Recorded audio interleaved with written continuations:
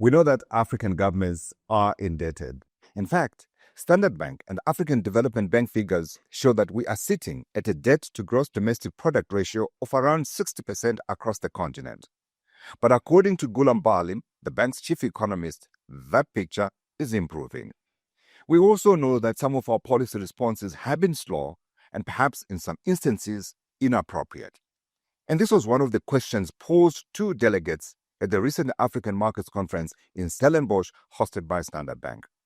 I am Godfrey Mutizwa, and I was there and I got hold of one of them, and that was no other than Dr. David Masondo, the Deputy Minister of Finance of South Africa. Welcome to In Market Insights. So, the question is simple, Deputy Minister. We are seeing an external environment, I'm going to say, that is hostile. At the same time, we all know that the most domestic environment is also constrained. What kind of policy actions are you taking as government to try to respond to that?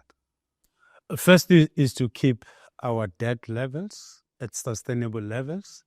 And sustainability is measured by whether you can afford to service the debt that you have. And if you can't keep your debt at sustainable levels, investors get worried about the possibility of a default. And if they're going to lend you money, they are going to lend you money at high interest payment. And therefore, your debt service cost will be higher. And it's not only debt to government, but also companies that are operating within your jurisdictions will be expected to pay more as and when they raise capital, either from equity or debt itself.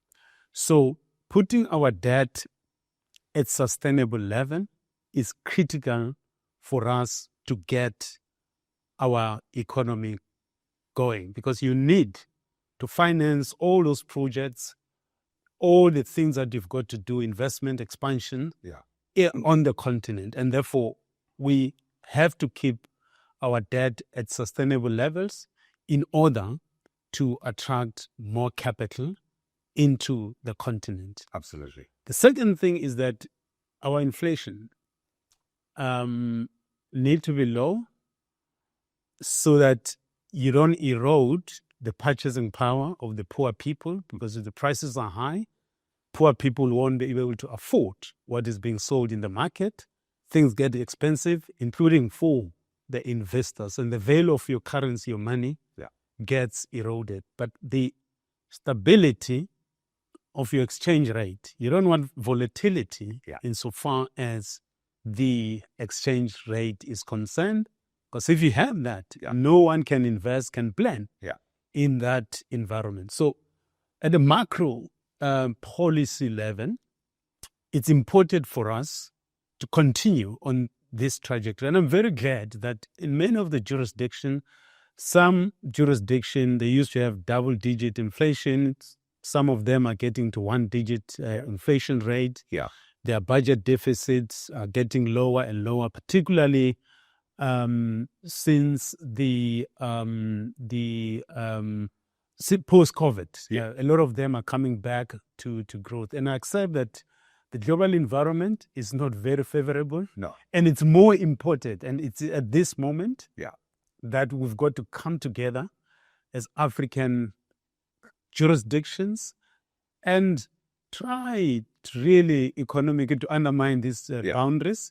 Economically working together more and more around infrastructure, around synergizing of the policies, just to make sure that we are self-reliant as a continent. Absolutely. And I'm going to come back and talk a little bit about that hostile external environment and perhaps the implications of some of the actions that have been taken by the new U.S. government. In particular, I'm concerned at the multilateral level, where we have got traditional institutions like the World Bank, like the International Monetary Fund, that have dealt with us in a certain way, but that's likely to change in the new environment. I'll park that for now.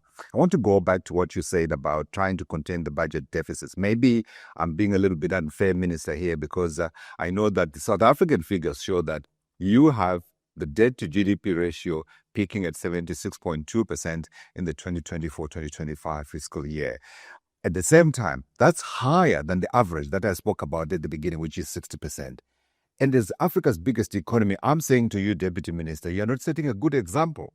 What specific measures are you taking to take down that budget deficit? The debt to GDP, debt. The debt to GDP ratio, it's not a major issue. The key issue is that if you're raising debt, what are you using that debt for? True. There are certain jurisdictions that raise debt. I think Saudi Arabia, they raised debt. It was almost 280. And they pump that money into infrastructure. Sure. And as they grow the economy, they take the raise increase, and then they could service that debt, and the ratios come down. The problem is when we're raising debt and you are not using it for productive investment. In this budget that we've presented for 2025-2026, we've said we'll raise some debt, but that debt must go towards infrastructure. We'll also raise some tax, particularly VAT, even though it's still debated now within Parliament. But the key thing for us is to grow the economy. And we've undertaken a number of structural reforms to get our economy growing, liberalizing the energy sector, liberalizing the freight logistics sector, and also enabling companies to import critical skills into the South African economy. So I think our focus, in addition to containing, managing our expenditure, raising some tax revenue, but the most sustainable way of dealing with the macro economic imbalances, debt to GDP ratio, dealing with unemployment, is to grow the economy. What do you say to those who argue that as African governments, we have been resorting to traditional means of responding to the various crises that we have encountered, and we do not see enough innovation or agility in terms of responding to these external threats? Let's talk a little bit about, running away from the traditional. Are there ways in which we could be more innovative and perhaps change the way that we respond to these crises? We are being innovative. For example, in the past, when our state-owned entities will raise money to invest in their infrastructure, we will guarantee that. And as a result, the sovereign will have a contingent liability which guarantee the debt that our SOEs are raising. And we say we've got to change that, have a credit guarantee scheme which will guarantee anything that may go wrong in that infrastructure project. And we're starting with the transmission in South Africa through creating a credit guarantee scheme to help us to de-risk the private sector investment in infrastructure. This year, as a South African sovereign, we have issued an infrastructure bond specifically to finance infrastructure. The first one in the history of the country. The first one in the history of post-apartheid South Africa.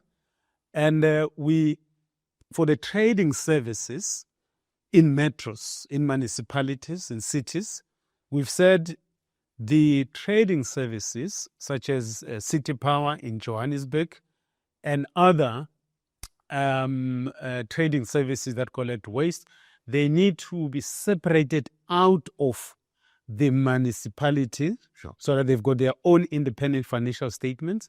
They can go and raise money in the market. But in addition to that, the investors must also have sight into who is an appointed contractor so that they are comfortable that whoever is contracted to roll out that infrastructure project will basically make sure that that infrastructure is delivered and they are assured that there will be good returns for the investment that they make. Because investors, if you put money, you're expecting returns. You're not investing money for charity. You want returns.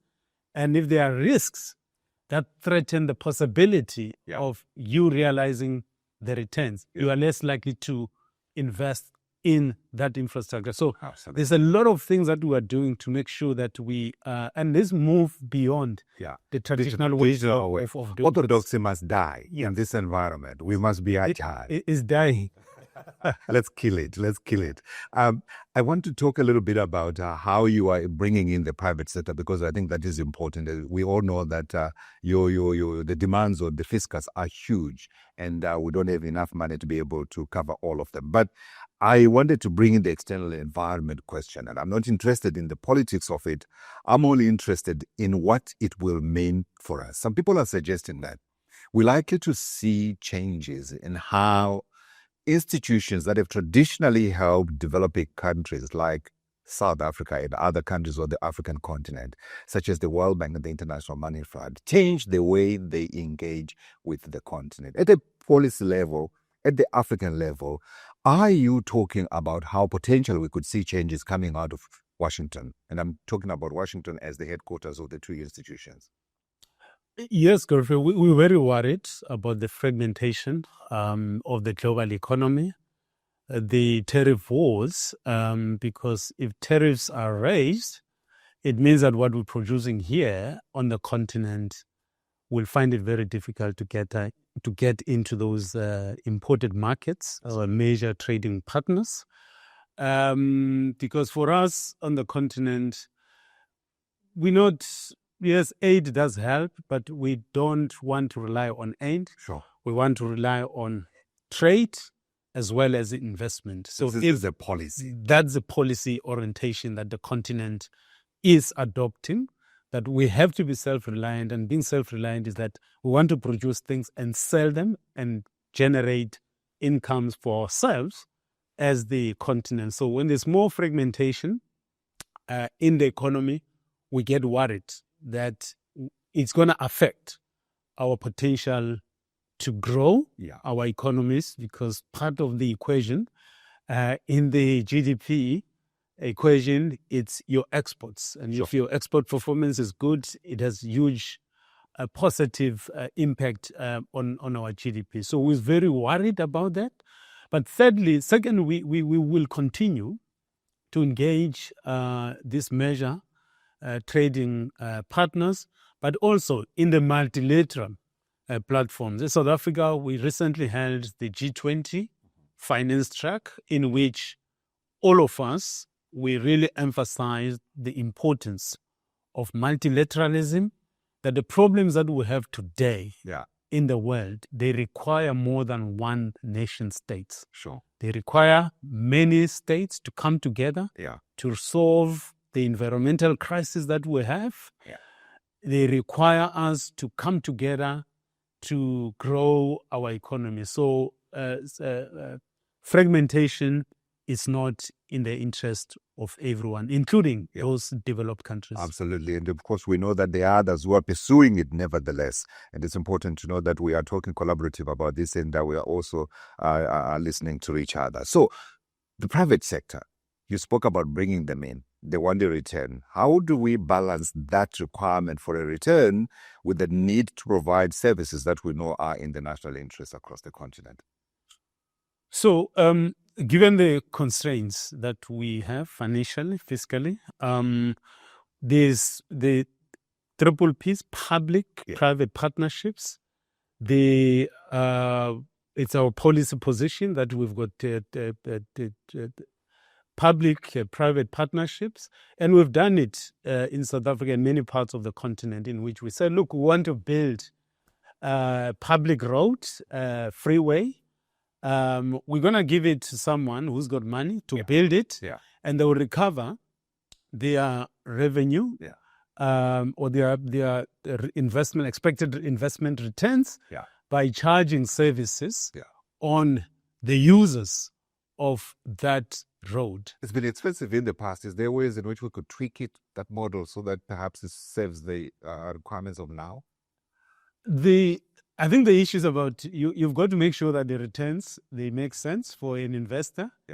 And there will be instances where the users may feel the pinch for a while, but over time, those services may come lower depending on the model that has been installed to facilitate the infrastructure which is necessary for for investment. But one of the key things that we are doing in South Africa is what we call pledging. So you know that you're going to have, for argument's sake, 10 billion for your municipal infrastructure grant. Yeah. But allocations are made annually. The financial year, you allocated, 3 point something billion over 3 years. So if you have a project of 10 billion, we say you can go out and raise money in the market and do that project and complete it. And when there's cash flow coming from the fiscus based on your fiscal allocation, you can simply use that money to pay your debt. So these are some of the innovative ways that we found to make sure that we invest, we attract private sector to invest money into the economy, but also reducing the bureaucracy. Right. Reducing the bureaucracy waste for the public-private partnerships.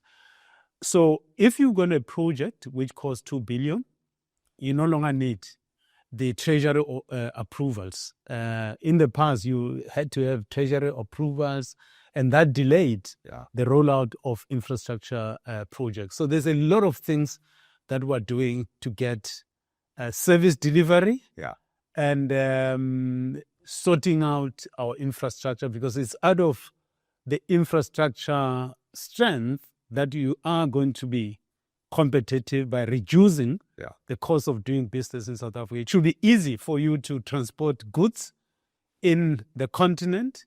It should be easy for you to get cheaper energy as a critical input into your business activities. It should be easier for you to get skills, either from the kind of education that we are providing as Africa. It should be easy for you to get cheap water in order for you either to use it for household or for businesses. So Africa is on the move, and we're really committed to make sure that we grow in order to deal with unemployment, poverty on the continent. Deputy Minister, thank you for the fighting talk. I love it, and it's great to know that there's a lot of work that's taking place behind those important government buildings, and you are responding to the threats that we are facing as a continent. And thank you for watching, and thank you for listening, and until next time, goodbye.